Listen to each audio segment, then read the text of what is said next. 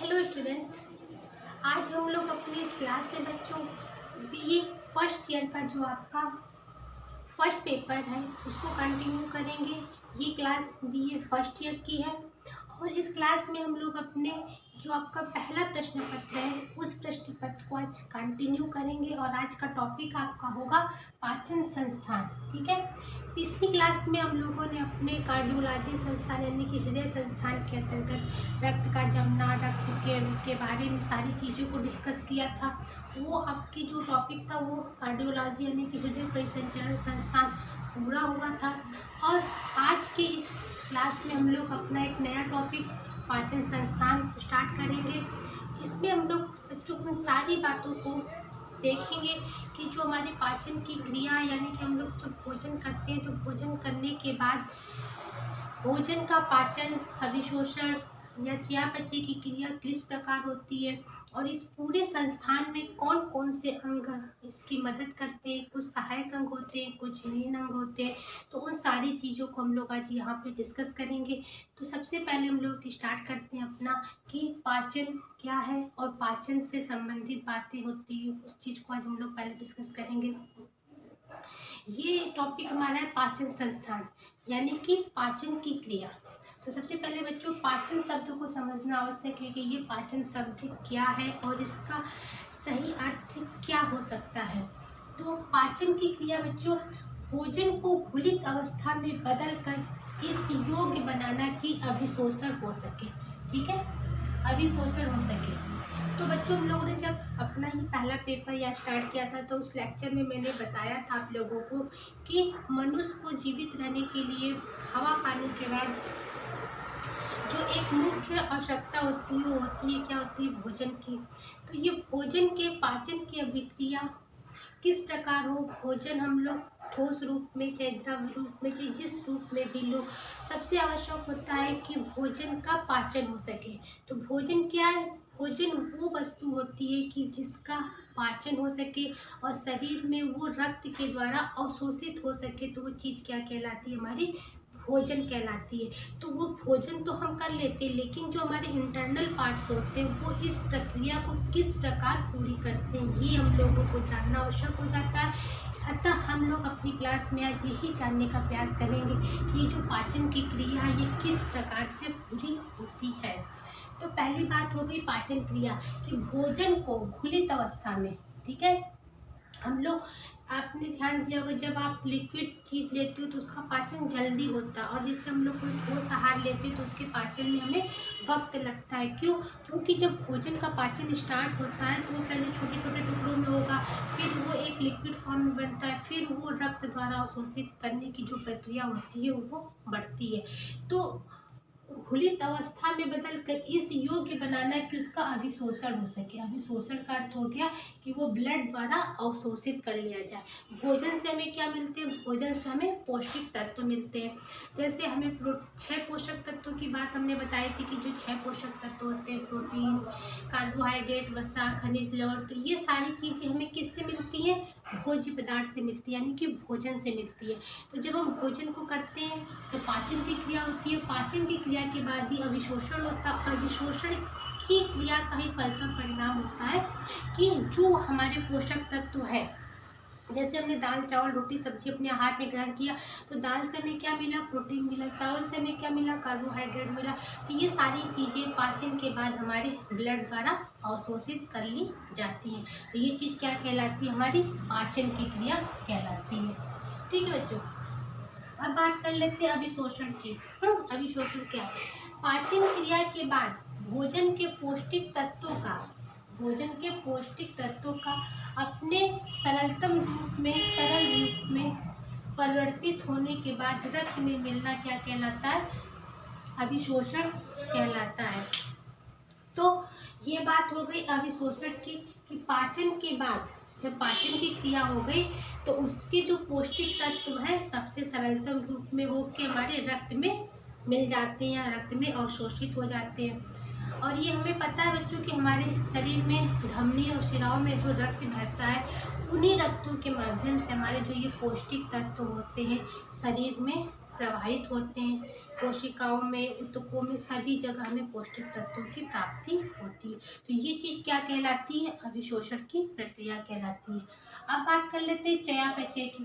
ठीक है, ये जो चयापचय की क्रिया होती है बच्चों, मेटाबॉलिज्म जिसको कहते हैं, ये दो प्रकार की होती है। पहला अपचय, दूसरा अपचय। ठीक है, तो पौष्टिक तत्वों द्वारा जो आपका ये चयापचय पौष्टिक तत्वों द्वारा अपने तीनों कार्यों को विभिन्न रासायनिक क्रियाओं द्वारा अंतिम रूप देना क्या कहलाता है? चयापचय।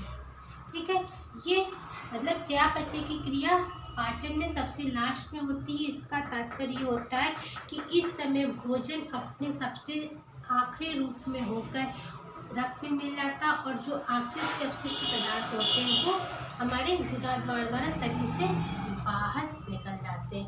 तो ये जो चयापचय की क्रिया क्या होती है? सबसे लास्ट में होती है हमारे। और ये चयापचय दो प्रकार का होता है, अपचय और,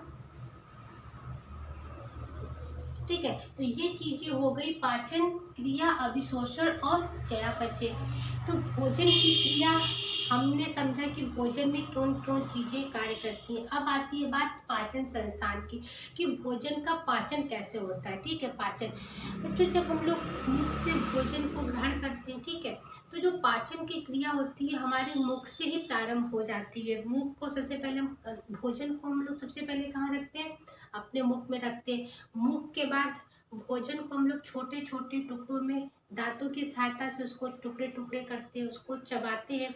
और चबाने के बाद भोजन हमारे कहाँ जाता है? सबसे पहले भोजन हमारे ग्रास नली से होता हुआ अमाशय में, अमाशय से छोटी आंत में, छोटी आंत के बाद बड़ी आंत में, बड़ी आंत के बाद जब भोजन के जो अपशिष्ट पदार्थ होते हैं वो शरीर में गुदाद्वार के द्वारा हमारे शरीर से बाहर निकल जाते हैं। लेकिन जो ये शरीर के आपके ये प्रमुख अंग हैं पाचन क्रिया में भाग लेने, इसके अलावा कुछ सहायक अंग भी होते हैं जो हमारे भोजन के पाचन क्रिया में मदद करते हैं। परंतु आज हम लोग सिर्फ प्रमुख अंगों की बात करेंगे अपनी क्लास में बच्चों। जो इसका सेकंड पार्ट होगा हम लोग अपनी नेक्स्ट क्लास में डिस्कस करेंगे। आज की क्लास में सिर्फ हम लोग अपने जो इसके पाचन संस्थान के प्रमुख अंग हैं उनको आज हम लोग यहाँ पे डिस्कस करेंगे। तो सबसे पहले बात कर लेते हैं मुंह की। ठीक है, ठीक है, मुख की। तो भोजन की पाचन क्रिया कहाँ से प्रारंभ होती है? हमारे मुख से प्रारंभ होती है। सबसे पहले भोजन कहाँ जाता है? हम अपने भोजन को मुख में रखते हैं। फिर वहाँ से हमारे शरीर में बच्चों 3 जोड़ी लाल ग्रंथियाँ पाई जाती हैं। ठीक है, वो 3 जोड़ी लाल ग्रंथियाँ जो होती हैं कान के पास होती हैं हमारे, और उन्हीं जोड़ियों से लार निकलता है और वो लार हमारे भोजन को पचाने में सहायक करता है। हमारे मुख में क्या क्या होता है बच्चों? हमारे मुख में सबसे पहले एक जिह्वा होती है जिसे हम जीभ कहते हैं। ठीक है, मुंह में क्या होता है? हमारी जीवा होती है जिसे हम जीभ कहते हैं। दूसरा क्या होता है? दांत होते हैं। ठीक है, जीभ के द्वारा ही हमारा मुंह लसलसा होता है, उसमें लार पाई जाती है जिससे हमारा मुंह सूखता नहीं, हमें बोलने में मदद होती है। जीभ के द्वारा ही हम स्वाद का पता लगा पाते हैं, हम भोजन को चबाते हैं, जीभ के द्वारा बोलते हैं। तो जीभ हमारे मुंह में बहुत ही महत्वपूर्ण कार्य करती है। जीभ पे स्वाद ग्रंथियाँ पाई जाती हैं जिससे हम अपने भोजन का स्वाद खट्टा है, मीठा है, तीता है, उस चीज़ का अनुभव प्राप्त कर पाते हैं। तो जीभ एक मोटे मार्शल के रूप में बनी होती है। तो जीभ की बात हो गई। ठीक है, अब बात कर लेते हैं दांत की। बच्चों हमारे मुख में 32 दांत पाए जाते हैं, 16 ऊपर और 16 नीचे। लेकिन ये दांत अगर हम लोग बच्चे के जन्म के समय से देखना शुरू करें तो दांत कितने प्रकार के होते हैं? दांत 2 प्रकार के होते हैं बच्चों। एक पहला अस्थाई दांत, अस्थाई दांत, दूसरा होता है स्थाई दांत। ठीक है, ठीक। तो जो अस्थाई दांत होता है बच्चों, ये बच्चे के जन्म के 6 से 7 महीने के बाद से दांत निकलने लगते हैं और ये दांत करीब 6 वर्ष तक बच्चों में 5-6 वर्षों तक होते हैं। फिर उसके बाद ये दांत टूट जाते हैं। ठीक है, ये दांत टूट जाते हैं और उसकी जगह पे कौन से दांत स्थान ले लेते हैं? वहाँ पे स्थायी दांत आने प्रारंभ हो जाते हैं 6 से 7 साल की उम्र के बाद से। तो उन स्थायी दांतों की संख्या कितनी होती है बच्चों? 32 होती है। स्थायी दांतों की संख्या कितनी होती है? 32 होती है। तो स्थायी दांत की संख्या 32 हो गई। और ये दांत ही हमारे भोजन को चबाने में, कुचलने में, फाड़ने में हमारे भोजन की मदद करते हैं। और दांत कितने प्रकार के होते हैं? दांत हो गए आपके 4 प्रकार के होते हैं। ठीक है, पहला आपका हो गया छेदक। छेदक, इनकी संख्या कितनी होती है? 8 होती है। छेदक यानी कि ये नुकीले टाइप के होते हैं और ये भोजन को काटने का कार्य करते हैं। इनकी संख्या 8 होती है, यानी कि 4 ऊपर होते हैं और 4 नीचे होते हैं। दूसरा हो गया आपका भेदक। इनकी संख्या 4 होती है, 2 ऊपर होते हैं, 2 नीचे होते हैं। ठीक है, और हो गया तीसरा हो गया अग्रचर्वक। इनकी संख्या भी कितनी होती है? 8 होती है, 4 ऊपर और 4 नीचे। और चौथा होता है आपका जो दांत होता है चर्वक। इनकी संख्या कितनी होती है? 12, यानी कि 8 ऊपर और नहीं सॉरी 6 ऊपर और 6 नीचे। तो ये 4-4 करके 3-3 करके चारों भागों में हमारे ये चर्वक दांत बटे होते हैं। और ये दांत भोजन को पीसने या घिसने का कार्य करते हैं, चबाने का कार्य ये दांत ही ये करते हैं। तो दांत चर्वक की संख्या कितनी हो गई? 8, भेदक 4, अग्रचर्वक 8 और चर्वक आपके 12। तो ये जो 4 प्रकार के दांत होते हैं ये अलग अलग इनके रोल होते हैं। और ये भोजन को कोई काटने का कार्य करता है, कोई पीसने का, कोई चबाने का। इस तरह से इनके कार्य भी अलग है। छेदक क्या? भोजन को छेद कर मतलब खींचने का, काटने का कार्य करते हैं, किसी चीज़ को बाइट को हम लोग काटते हैं। भेदक भी है। और चर्वक में आपको ये सबसे मेन कार्य इनका पीसने का, भोजन को जितना दांतों की मदद से हम भोजन को जितना बारीक चबा सकें, जितना ज़्यादा उसके छोटे टुकड़े कर सकें, उससे भोजन के पाचन की क्रिया उतनी ही आसान हो जाती है और उसे पाचन करने में कम समय लगता है। ठीक है, तो भोजन को अच्छी तरह से चबाने के बाद ही हमें निगलना चाहिए, या भोजन को बहुत छोटे टुकड़े, छोटा बाइट लेना चाहिए कि हम भोजन को अच्छी प्रकार से चबाएं और उसके पाचन की क्रिया में हमें ज़्यादा हमारे अंगों को कार्य न करना पड़े। तो ये हमारे मुख की बात होगी। मुख में जीभ होती है, दांत होते हैं। दांत हमारे 4 प्रकार के होते हैं और इस प्रकार से भोजन की क्रिया को आगे बढ़ाते हैं। अब बात कर लेते हैं ग्रास नली की।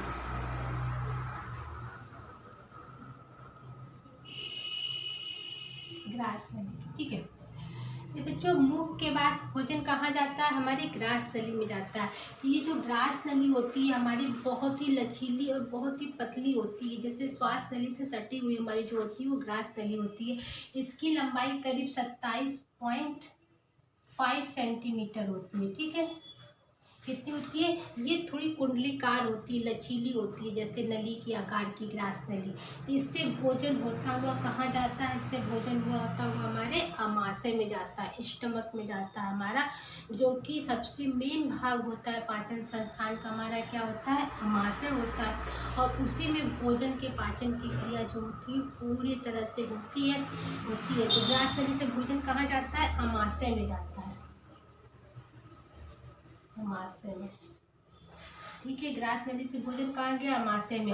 आमाशय में बच्चों भोजन 3 से 4 घंटे तक रहता है और वहीं पे इसके पाचन की क्रिया सबसे ज़्यादा होती है।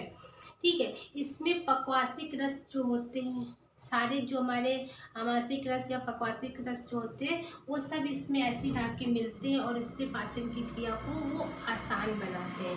पहली बात कर लेते हैं आमाशय की। ठीक है, तो बच्चों हमारे आमाशय जो होता है कुछ इस प्रकार का होता है।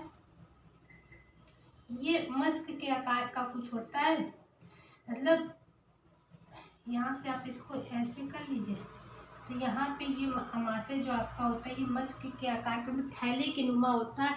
और इसकी जो संरचना होती है काफ़ी लचीली होती है। आमाशय की संरचना काफ़ी लचीली होती है और इसकी मार्शल की जो इसकी दीवारें होती है काफ़ी मोटी और सक्रिय भी होती हैं। तो आमाशय हमारे जो होता है बाईं ओर मध्यांश के बीच में स्थित होता है। आमाशय हमारे बाईं ओर होता है, शरीर में, और मध्यांश के नीचे स्थित होता है। इसकी लंबाई करीब बच्चों 26 सेंटीमीटर और चौड़ाई 90 सेंटीमीटर। ठीक है, अमाशय की लंबाई कितनी होती है? 26 सेंटीमीटर और चौड़ाई करीब 90 सेंटीमीटर तक होती है। और ये काफ़ी मोटी लेयर की हमारी अमाशय होती है, जिसमें भोजन हमारा जाके उसके पाचन की क्रिया पूरी होती है। अमाशय में ही सारे रस मिलते हैं और अमाशय में सारी रसायन की प्रक्रिया पूरी होती है। अभी बच्चों हम लोग अभी इसके बारे में समझ रहे हैं कि हमारे जो अमाशय है, ग्रास नली, छोटी या बड़ी क्या, और ये जो पाचन की अभिक्रिया कैसी होती है, ये पूरी चीज़ों को हम लोग अपनी नेक्स्ट क्लास में देखेंगे कि ये पाचन की क्रिया सेपरेटली कैसे होती है। ठीक है, ये अमाशय की बात हो गई। अब बात आती है छोटी आंत की।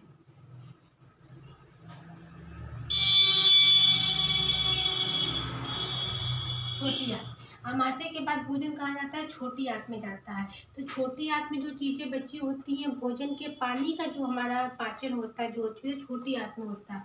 ये छोटी आंत भी एक कुंडलीकार ग्रंथि की तरह होती है और ये करीब 6 मीटर लंबी होती है। छोटी आंत कितनी होती है? 6 मीटर तक लंबी होती है। 6 मीटर तक, ठीक है, 6 मीटर तक ये लंबी होती है। और भोजन अमाशय के बाद, पाचन की क्रिया के बाद कहाँ जाता है? छोटी आंत में आता है। और फिर वहाँ से छोटी आंत के बाद भोजन कहाँ जाता है? बड़ी आंत में। बड़ी आंत में, ठीक है। और बड़ी आंत की लंबाई कितनी होती है? 2 मीटर और इसकी चौड़ाई करीब होती है जो 7 सेंटीमीटर। ठीक है, चौड़ाई कितनी होती है? 7 सेंटीमीटर। तो भोजन जो भी पाचन की क्रिया हो गई अमाशय के बाद, और अवशोषण की क्रिया कहाँ होती है? छोटी आंत में होती है। हमने बताया था अवशोषण क्या, सबसे सरलतम रूप में जब वो रक्त द्वारा अवशोषित हो जाता है तो वो क्रिया क्या कहलाती है? अवशोषण की क्रिया कहलाती है। और अवशोषण की प्रक्रिया कहाँ होती है? छोटी आंत में हमारी होती है। तो छोटी आंत के बाद भोजन बड़ी आंत में आता है और इसमें जो भी इसके अपशिष्ट पदार्थ होते हैं, पाचन की क्रिया अभी तक पूरी हो जाती है और जो भी मतलब अपशिष्ट पदार्थ हमारे भोज्य पदार्थ के होते हैं वो बड़ी आंत में आते हैं। उसके बाद वो मलाशय में जाते हैं, गुदा द्वार के द्वारा शरीर से बाहर निकल आते हैं। ये छोटी आंत जो होती है बच्चों हमारे 3 भागों में बटी होती है। 3 भागों में, ठीक है, 3 भागों में बटी होती है, पक्वाशय, मध्यांश और शेषांत्र में। तो जो पक्वाशय के बाद मध्यांश और मध्यांश के बाद शेषांत्र की बात आती है। तो सबसे पहले भोजन कहाँ गया? मुख में गया। ठीक है, मुंह में, मुंह से बाद ग्रास नली, ग्रास नली के बाद अमाशय, अमाशय के बाद छोटी आंत में, छोटी आंत के बाद भोजन कहाँ आ गया? आपका बड़ी आंत में आ गया। तो ये भोजन की बच्चों अभी ये प्रक्रिया थी कि भोजन का पाचन कैसे स्टार्ट होता है और अमाशय में भोजन किस प्रकार पूरी इसकी प्रक्रिया होती है, ये हम लोग अपने लेक्चर में देखेंगे। लेकिन सबसे पहली बात थी कि भोजन के पाचन में कौन कौन से अंग कार्य करते हैं। ये पाचन संस्थान के बच्चों प्रमुख अंग है। ठीक है, अभी कुछ पाचन संस्थान के सहायक अंग भी होते हैं जो भोजन को पचने में मदद करते हैं। कई प्रकार के वो एसिड और हाइड्रोक्लोरिक एसिड या पाचक रस भी निकालते हैं जिससे भोजन के पाचन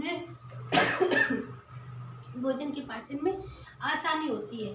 तो पाचन संस्थान के जो ये प्रमुख अंग हो गए, मुख हो गया, ग्रास नली, अमाशय, छोटी आंत और बड़ी आंत, इनके बारे में हम लोगों ने आज देखा और समझा बच्चों। और इसके जो सहायक अंग हैं उनको भी हम देखेंगे। फिर उसके बाद हम लोग अपनी क्लास में इसके पाचन की क्रिया पूरी तरह से कैसी होती है उसको हम लोग समझने का प्रयास करेंगे। तो आज की क्लास में बच्चों हम लोगों ने देखा कि पाचन क्रिया क्या है, अभिशोषण की प्रक्रिया क्या होती है, चयापचय क्या है। और ये चयापचय है बच्चों आपका सबसे पाचन की क्रिया का सबसे लास्ट स्टेज होता है। इसमें भोजन जाके अपने सबसे सरलतम रूप में हमारे रक्त में अवशोषित हो जाता है।